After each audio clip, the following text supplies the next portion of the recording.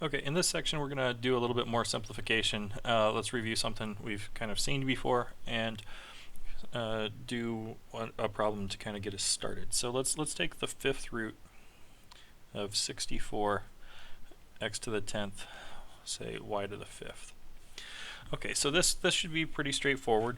I'm going to factor everything out, and then I combine things together. And so this is the fifth root. So I want groups of 5 things together, and then I can pull them out of the cube of the radical, right? And if we factor out 64, let's just do that by hand real quick, because sometimes we might forget how to do that. So this is an even number, so I'm going to divide by 2. I've got my division sign upside down because I'm going to use repeated division as I do this. So I've got 32, and then 2 goes into 32 as well, and I get 16, and 2 goes into 16, and I get 8, and 2 goes into 8, and I get 4, and 2 goes into 4, and I get 2. And that's as far as we can go, because 2 is already itself prime. So you just kind of do repeated division, and I can count how many 2's I have here. I've got 1, 2, 3, 4, 5, 6 2's, so this looks like 2 to the 6th, x to the 10th, y to the 5th. And I'm going to write this to the 1/5 because we're going to do this with exponent rules. Okay, so if I put this together, I get 2 to the 6/5, x to the 2nd, because 10 divided by 5 is 2, and y to the 1st. Okay, I'm going to write 6/5 as a mixed number, so it's 2 to the 1 plus 1/5. I don't know what happened there. 2 to the 1 plus 1/5 times x to the 2nd times y. Okay, why did I write it as 2 to the 1/5? Because I know 2 to the 1, I can write this as 2 to the 1 times 2 to the 1/5 with my exponent rules, x squared y. And this goes 2, I'm going to put the x squared here, and then the y. And then this 1/5 is still a radical, so this is the fifth root of 2. So that's how we could simplify it with exponent rules. The other way that we could simplify this, if I take the fifth root of, I've got 2 times 2 times 2 times 2 times 2 times 2. I've got x to the 5th, x to the 10th, y to the 5th. Okay, this fifth root says I need to combine 5 of these together on the inside to bring 1 on the outside. So I'm going to combine these 5 together, and that'll pull a 2 outside. I've got 2 sets of 5 here, so I get to pull x squared out. I've got 1 set of 5 y's, so I get to pull a y out. Okay, so these 5 2's become a 2 on the outside. These 10 x's become an x squared on the outside. These 5 y's become a y on the outside. And what was left over was just this 2 still under that fifth root. Okay, so either way, I can combine 5 things together into one thing outside, or I can use my exponent rules, which use arithmetic, to do the same thing. Okay. So that was a quick review of our basic simplification of things under radicals. Now let's talk a little bit about combining like terms again.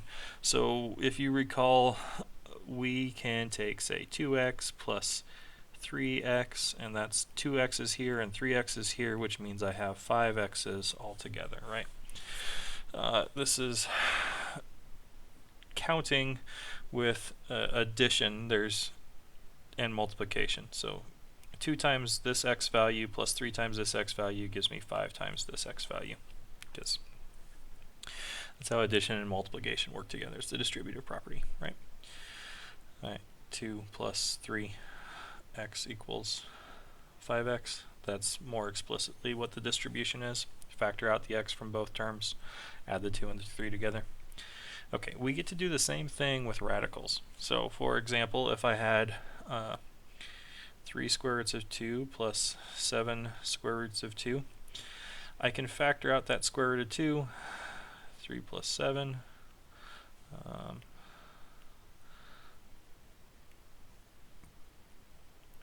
and I can end up with 10 square roots of 2. Okay, that's just combining like terms, right? I can think of this as these two things have a common term, that's square root of 2, and I'm taking 3 of them plus 7 of them, so I have 10 of them altogether. So let's do another problem where I actually have to simplify a little bit first, and then I can combine like terms. So let's look at something like 80m under a square root. Don't necessarily have to have that 2 up there, but we'll put it up there. I've got 128m under a square root, and then I've got 288m under a square root. Okay, so these are square roots. I'm going to simplify stuff a little bit. 80, that's 16 times 5. I could factor this all the way down, but I know that 16 is a perfect square, so I'm going to just factor it down to 16. 128, that is 64 times 2, and I know that 64 is a square root. There's a perfect square, so I'm going to write that as 64 times 2m, because 8 squared is 64. And I'll write this as 144, which is 12 squared times 2m. I've got square roots of each of these things. So I've got a 5m, a 2m, and a 2m that are still under square roots. Then I've got the square root of 16, the square root of 64, and the square root of 144. So I've got 4 square roots of 5m. I've got minus 8 square roots of 2m. I've got plus 12 square roots of 2m. So the terms that I have in common, I've got a square root of 2m and a square root of 2m. Those two things are in common. The square root of 5m is different, so I can't combine that one. So I leave that 4 square roots of 5m minus, it's actually going to be plus because I've got positive 12 of them and minus 8 of them, which nets me 4 of them, 4 square roots of 2m. Okay.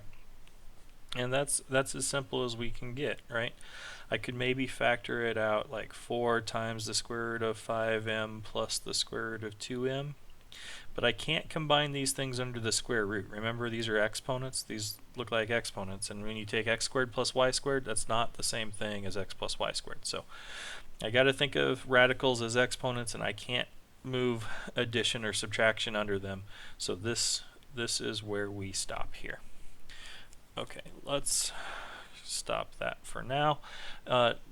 This idea, this concept is going to be useful for us when we do multiplication of radicals in the next section.